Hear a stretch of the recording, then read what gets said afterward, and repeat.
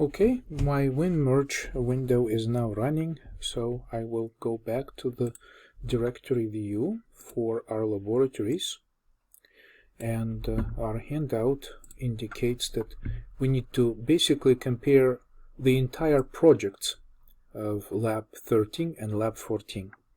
I just noticed that there are additional subfolders here in my Lab 13, so I'm going to remove unnecessary directories like this.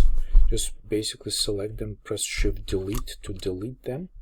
And for now I will go back to our project, clean the solution and close it also, right? So just close the solution. And after doing this, I can also clean this subfolder for Lab 14, the current subfolder. Alright, so these also can be deleted, because when you're comparing directories, you probably don't want compare unnecessarily large subfolders that may include unrelated information. So we just need to focus on what we have. So let's give it a try. So this is my WinMerge, and this is now I'm clicking on Labs, and I'm going to take Lab 13 and drag it over, and it's placed in the first file or folder. So the previous lab, Lab 13, is going to be on the left hand side of our comparison, and Lab 14, which is the successor, the latest one, is going to be on the right hand side. So I'm just going to take Lab 14 and drag the entire folder to the second file or folder in here, and make sure that you check include subfolders. Okay, and after that just click compare. So this time what is brought up is a list of files and the status of the files. I recommend that you click this column to sort them all by comparison result, because most of the time if the items are not different, then you don't need to compare them, but if they are different, they will be grouped all together. So naturally we have differences in the fluid project. Okay, so but this is, I'm not sure if we need to worry about this right now. Of course the CDrawBox hasn't changed. It handles the drawing line primitives. But now let's take a look at, as suggested here, main-window.h. So let's take a look at main-window.h. Basically you can expand the directory in WinMerge view of the directories, and this is main window header file. So you can just double click or right click and say compare. So the files are compared. So recall that we had to provide support for the radio buttons. Okay, so this code is all used by radio buttons. It would be probably just simple to take these enumerations and copy to the right, right? So copy to the right, and remember, once we start copying, this is the latest version. This is Lab 14 and this is Lab 13. So right click here and copy to the right. So we take care of this. Click radio button and check button. We need these two handlers. Okay, so I right click and copy to the right. Similarly, we can take care of, and here we'll just take, I think we just take these two lines, and we can press Ctrl C and Ctrl V just to copy and paste them right here. And then we also have this radio selector class. Remember, the helper class that understands what the button ID is, captures button ID, and captures pointer to the main window. So again, I'm just going to take this section right here, copy it. Okay, just press copy, just copy to the clipboard, and go beyond the class, like under the class, and right here press Ctrl V or paste. Now after making these changes, you can just click the save button, and you can also refresh right? So this refresh view just gives you an idea how it looks like right now. So it seems like we have things in place, and things look okay. So let's see if we can, or if we will be able to compile this code after we also move the implementation over, right? So the next thing to take care of apparently is the implementation file main-window.cpp. So again, of course, the texts are different, so we're going to compare.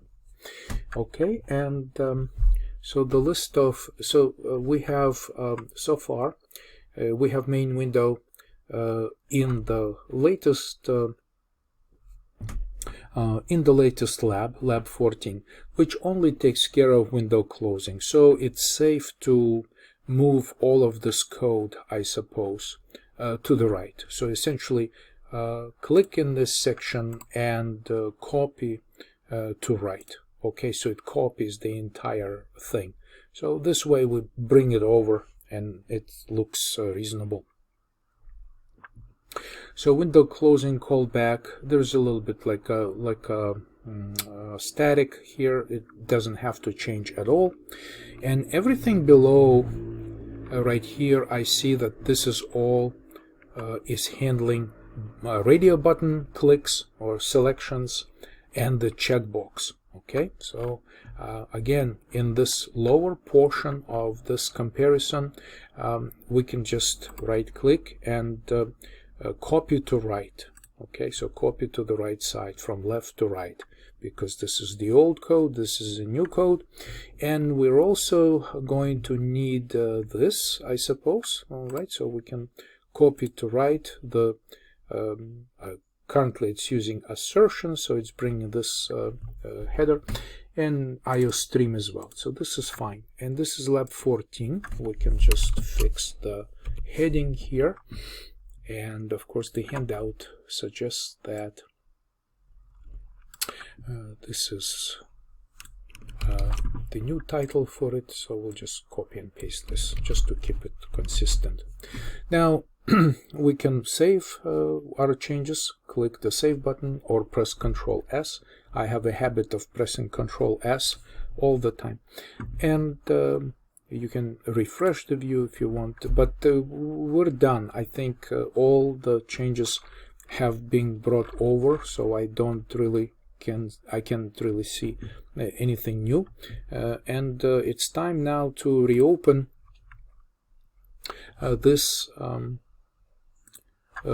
project again. You can go to recent project and solutions, for instance, and this is the latest, which I just closed before completing this work in WinMerge. And I'm going to click this. Okay, so it tells me that the project is loaded. Watch out for the type of the build. This is a 32-bit library mode that we're using, so make sure that you're choosing debug and Win32 and not something else at this stage. Okay, so let's build with the latest changes. So everything gets built and we run again, Ctrl F5. So now what we have is, recall that we made these radio buttons. Select the first one, line selection, and call the handler for as if the user clicked this control, and this is why radio click 0 gets printed. So we can still draw the lines, okay, but these lines don't know that there could be other graphical user primitives, which we will add in the future. But there's the circle, right, so the clicks respond correctly. And also the field box. So here the field box gets disabled because I switched to the line again. And if I switch to the circle again, the box gets activated, and you can see that all the tracing seem to be responding properly. And this is pretty much the conclusion of this lab. So of course we're not implementing any actual primitives, like for instance, we cannot draw a rectangle. Even if we select a rectangle, we're still drawing the line. But in the next laboratory, of course, we're going to connect these radio buttons to specify the type of primitive to draw. So this is going to be the ending of this lab, and we have this nice setup where we have the basic functionality of the mouse handling callbacks, and now we also have a set of controls ready to be added to provide necessary functionality for a variety of graphical user primitives. Alright, so as before, this specific laboratory is just a self-learning exercise. So we've done all the testing already, and you can then stop the application at the end, because we're going to make a copy of it again. Say build clean and file close solution. So this way you can get it ready for archiving. And of course, what I have here is this laboratory 14. So if I want to archive it, I clearly also, before I archive this, I will remove the VS and debug these two. Normally pressing Shift Delete takes care of permanent deletion, bypassing the Windows recycle bin. Okay, so this is now complete, ready to be shelved copy of this laboratory.